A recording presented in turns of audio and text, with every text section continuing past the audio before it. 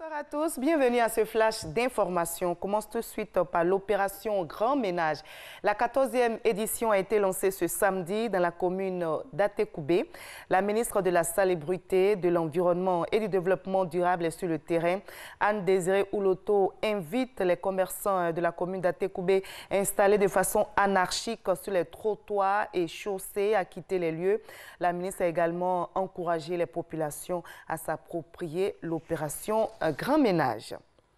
Face à une société qui change en profondeur, le gouvernement ivoirien mise sur le numérique pour adapter les services proposés aux usagers. Le ministre Bruno Koné-Nabagné vient d'expliquer justement la vision du gouvernement qui met un point d'honneur sur la transformation numérique. En première ligne, la formation d'experts compétents et surtout l'installation du digital dans toutes les activités et même dans les foyers.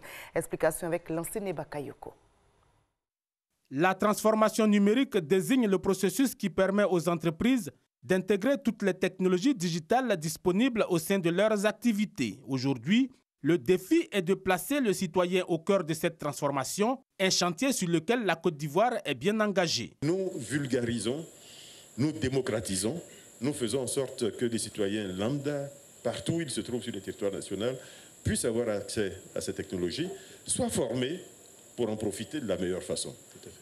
Et maintenant, ce que nous attendons des populations, c'est qu'elles adhèrent à cela, c'est qu'elles viennent, c'est qu'elles rejoignent le train qui est en train de passer. Témoignage de la détermination du gouvernement, le projet de réalisation d'une ligne de fibre optique de 7000 km pour un investissement de 107 milliards de francs CFA. L'infrastructure servira entre autres de support de transmission au débit aux opérateurs de téléphonie ainsi qu'aux fournisseurs d'accès Internet, une mine d'or pour les entrepreneurs ivoiriens.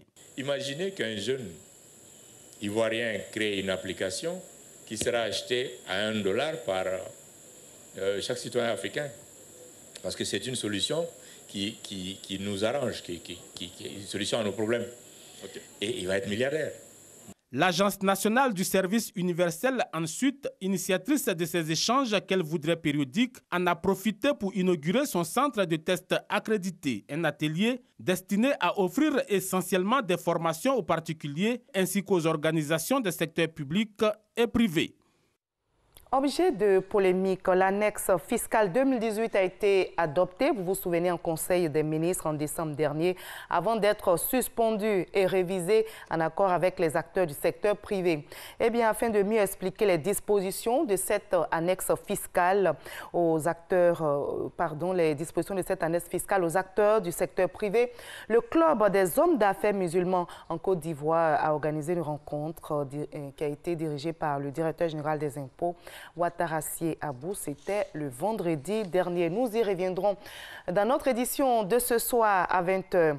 À l'étranger, au Togo, Asiba Johnson, président du regroupement des jeunes Africains pour la démocratie et le développement, co-auteur d'un rapport dénonçant la répression des manifestations au Togo en 2017-2018, a passé sa première nuit à la prison civile de Lomé.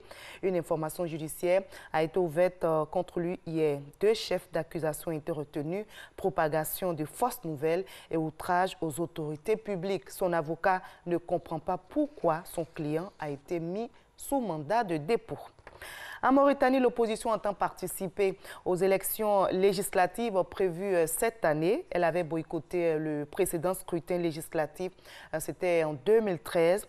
L'opposition demande par ailleurs que soient poursuivis en justice tous ceux qui appellent à modifier la Constitution dans le but de permettre au président Ould Abdelaziz de briguer un 3e mandat en 2019.